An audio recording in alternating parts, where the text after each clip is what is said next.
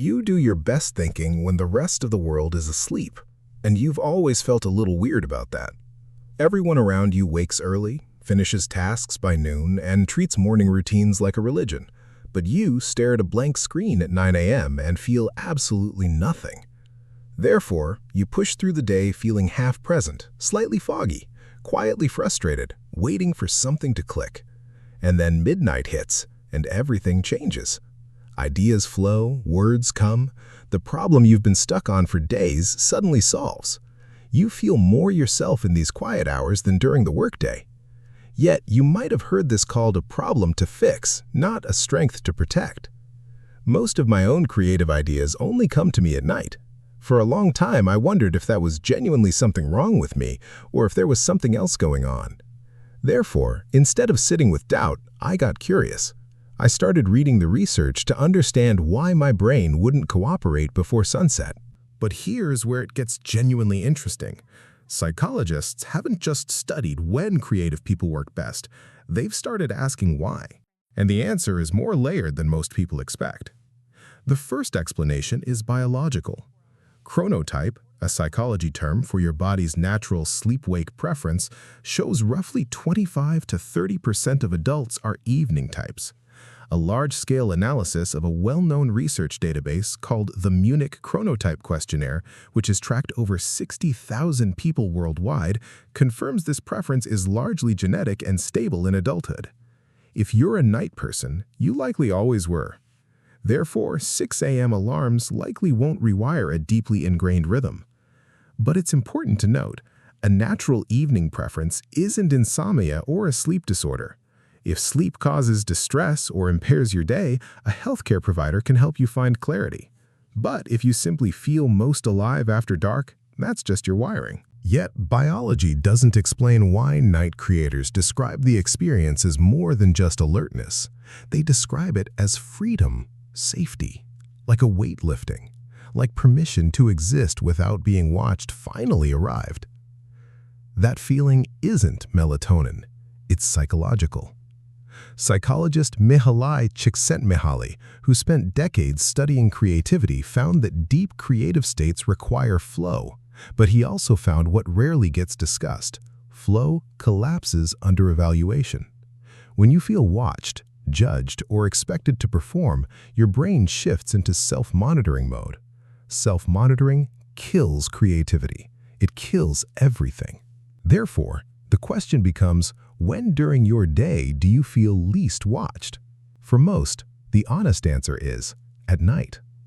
Emails stop, notifications slow down, the sense that you owe someone a response, a deliverable, a version of yourself that's productive and functional, it fades.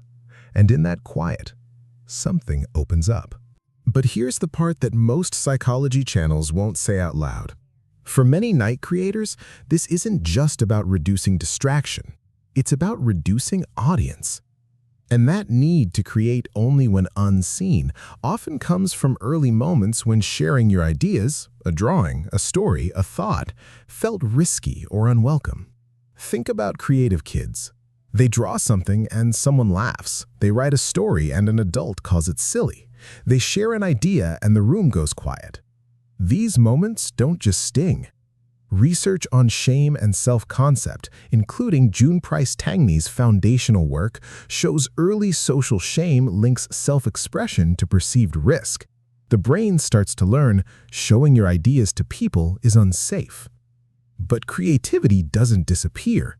It just migrates. It learns when it's safe to come out. And when is it safe? When the house is dark, when everyone else is asleep and there is no one left to disappoint. Therefore, what looks like a quirky sleep habit is sometimes a deeply intelligent adaptation. Night creators chose it because the coast was finally clear. But this isn't about avoiding feedback forever. It's about letting ideas breathe before they face the world. Now, I want to be careful here. Not every night creator carries creative shame. Therefore, for many, this is simply biology. Peer-reviewed research shows evening types naturally score higher in cognitive flexibility and openness, traits directly tied to creativity. But biology and psychology aren't rivals. The genes give you the creative horsepower. The psychology gives you the safe space to use it. so both can be true at once. But the reason I bring up the psychological layer is this. If you recognize yourself in that description, if midnight brings relief, not just alertness, you might find it helpful to pay attention. Because understanding why something works for you is how you stop fighting yourself. Every few months, a new wave of productivity content tells night owls to fix their schedule. Wake earlier, join the 5 a.m. club, chase natural light. I understand the appeal, but it's often the wrong conversation. Therefore, instead of asking, how do I become a morning person, the real question becomes, why can I only create alone in the dark? And is that a limitation or a feature? For many, that shift changes everything. Not every creative habit needs reforming. Some just need understanding and protection. There's a well-tested idea in psychology called optimal arousal theory, originally proposed by Donald Hebb and expanded by Hans Eysenck. It suggests we all have a mental stimulation sweet spot. Eysenck's research indicates introverts naturally start the day with their brains already turned up. Therefore, they need less external input to stay balanced. Daytime noise and constant social contact push them past it. But the night, quiet, still, empty, brings them back to the zone where creativity thrives. This explains why the introvert creativity night link is so consistent. It's not that introverts are inherently more creative, it's that night offers the exact conditions their brains require. But again, the biological explanation and the psychological one aren't rivals. They work together. Therefore, there's one more layer I find fascinating. Researchers like Remy Riddell at Université Côte d'Azur found that as your analytical brain tires slightly, the mental filter blocking unusual ideas begins to soften. Therefore, your mind starts making connections your fully alert morning brain would dismiss. This is why so many night creative people describe a specific sensation, the sense that ideas are flowing through them rather than being constructed by them.